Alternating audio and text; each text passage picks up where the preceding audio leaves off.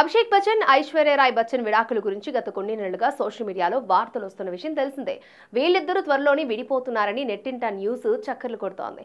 ఇప్పటికే ఐశ్వర్య ముంబైలోని big B ఇంటి నుంచి వచ్చేశారని, ఓ డాక్టర్తో సన్నిహితంగా ఉంటుందంటూ రకరకాల వార్తలు మీడియాలో వచ్చాయి. అంబానీ పెళ్లికి ఐశ్వర్య, అభిషేక్ వేర్వేరుగా హాజరు కావడం కూడా ఆ వార్తలకు బలం చేకూర్చింది. అయితే ఆ రూమర్లన్నింటికి ఒక్క వీడియోతో చెక్ పడింది. అభిషేక్ బచ్చన్, ఐశ్వర్య రాయ్ బచ్చన్ తాజాగా దుబాయ్ వెకేషన్కి వెళ్లారు. ఈ జంట తమ కుమార్తె ఆరాధ్యతో కలిసి దుబాయ్ ఎయిర్పోర్ట్లో కనిపించారు. ముగ్గురు దుబాయ్ ఎయిర్పోర్ట్ నుంచి బయటకు వచ్చి బస్సు ఎక్కుతూ కనిపించారు. Abhishek casual red hoodie, black denim jeans ధరించగా ఐశ్వర్య బ్లాక్ డ్రెస్ లో మెరిశారు.